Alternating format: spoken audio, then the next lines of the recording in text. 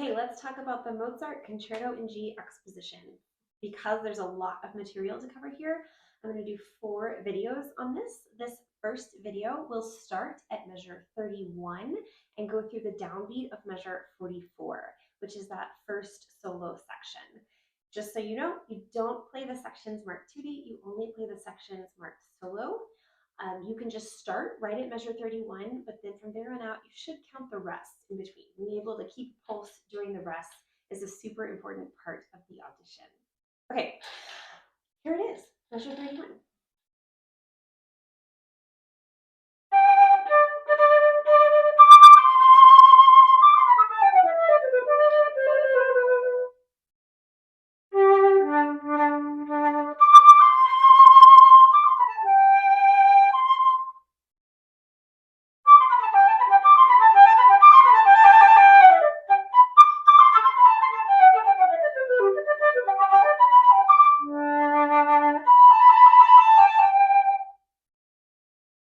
So some of the big issues that will come up right off the bat here.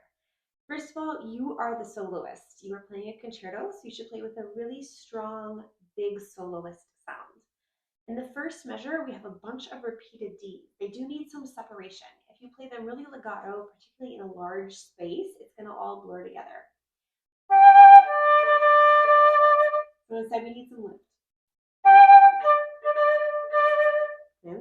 Then the next thing is we have an octave D right away. I highly recommend practicing this with a tuner and a drone. That top D tends to be a little bit flat, so get that right in tune. After this, we have some 16th notes. One of the most common problems in Mozart is that 16th notes rush. In general, we want to play these with a slur 2, tongue 2 pattern. That's very typical of the classical style, which Mozart is our most famous representative. And so I recommend double tonguing tia tiki ti tiki ti tiki ti. Okay? Practice this with your metronome on the upbeats. This is a little tricky to get used to at first, but once you do, it will guarantee that you do not rush. So I can't really play it and tell it to you at the same time, so I'm going to sing it and show you what I mean. Your metronome will be my snap. Dia deka dia deka di da yam dum bum ba dum bum ba dum bum dia deka dia deka dia deka di da dum. Okay? So you're hearing the upbeat there, keeping that internal pulse really, really steady. Also on these 16th notes, we want to practice creating one long line. I like to practice with some exaggerated movement in my arms to show that. What we don't want is,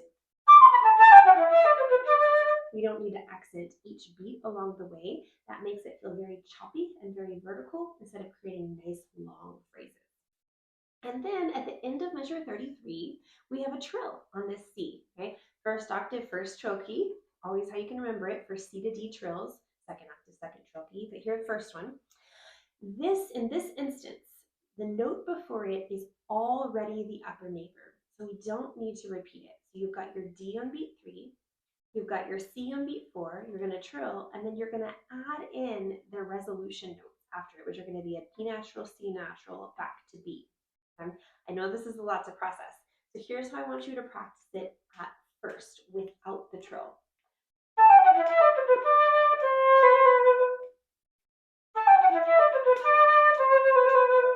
And then you can add the trill in, but keep those resolution notes really steady. Those should be in tempo 16th notes. They are not just as fast as you can play them.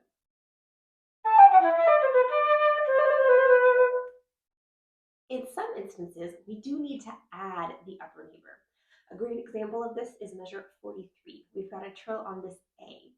So we are going to add an upper neighbor, B natural. It's going to be on beat 3, and it's going to get an 8th note. Then we're going to hold that A, and then we're going to have our 2 resolution 16th notes at the end. So again, I would practice it without the trill at first.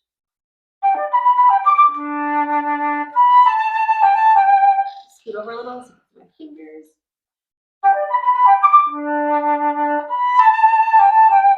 Then you can put the trill back in.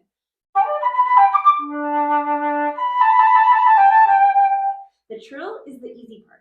Keeping everything else really in time is the more challenging part.